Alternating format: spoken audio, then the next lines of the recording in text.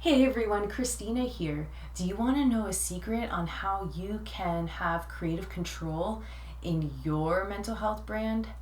Let's go. All right, everybody. So, you are a business owner and you are fearing hiring anybody, especially a brand designer. Well, let me tell you this, the power of a brand guidebook. And I'm telling you, this is the Bible of your company. And this is so important to have. If you don't have this, do it now. Because I'm telling you this, the reason why people feel a little scared of hiring people is because they lack their brand guidebook. And this book is pretty much a documentation of covering everything about the business, what their purpose is, mission, vision, their values, as well as their positioning, their values, their story, their personality, a little bit about the actual owner, all those things, even the style of the company, what are the do's and don'ts of using the logo and how big should it be used, as well as your colors and fonts. Those are all part of it, even the imagery that's used. We'll kind of go a little bit more into this in a bit, but I just wanted to let you know that this is a standard for business owners that are building brands. You need to have a brand guidebook for this purpose because you're going to be using this book to give off to either third-party vendors that you're working with, either a collaboration for an event or a campaign. They need to know the rules behind your brand.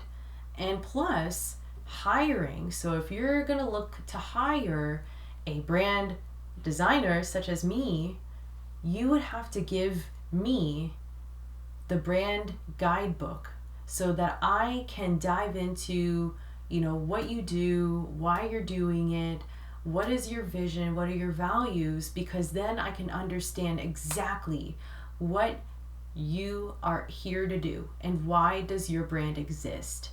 And this clears up any kerfuffle between, I don't understand what you do or who are you serving. It's all mentioned in the brand guidebook clearly. And the brand guidebook is a living document. So don't think that it's permanent done. You have to keep working on it.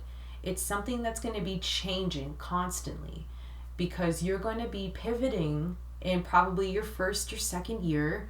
And when you're pivoting, you need to document that because it will change all the other elements in your brand.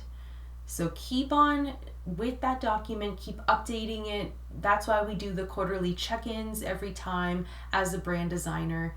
I check in every 3 to 4 months with you to ask you, how's your brand doing? Is there something that is out of place that you want fixed? Let's look at your brand guidebook as well to ensure that everything is in line and makes sense. And this brand guidebook, when you give it to your team or to the vendors, this is actually how you gain control of your brand, because this brand guidebook is a communication tool.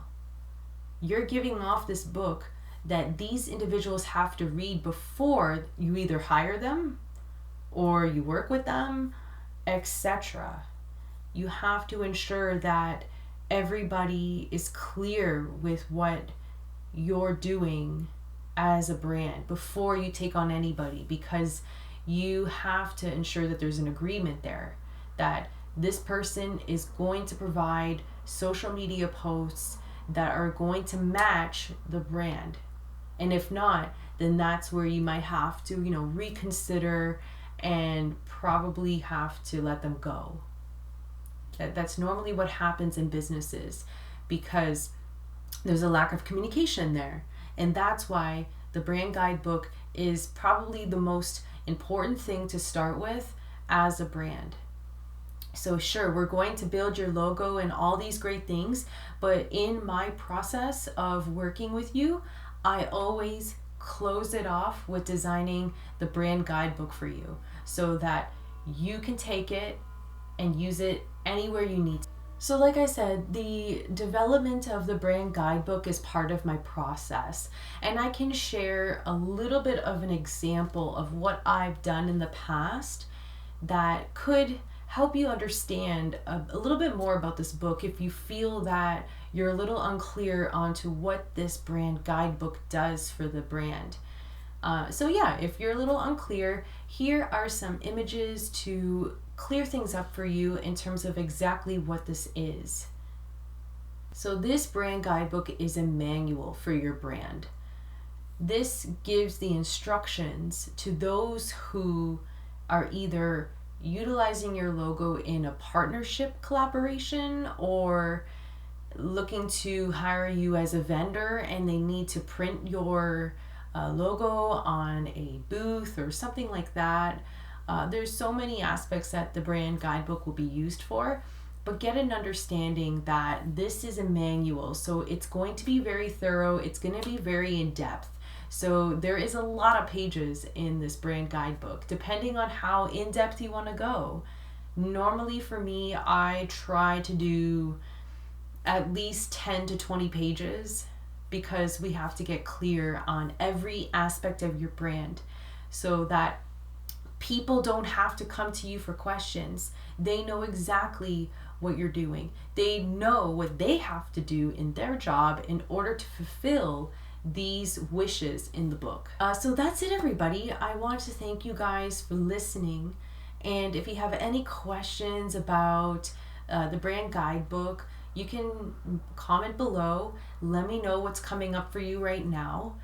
And if you have any other questions that are not related to the brand guidebook, you can also still comment below and I will answer them as best as I can. And other than that, keep tuning in. I do have lots of other videos coming up in the next coming weeks. And if you want to also subscribe to my mailing list, I will also link my mailing list above if you want to continue to hear more about branding.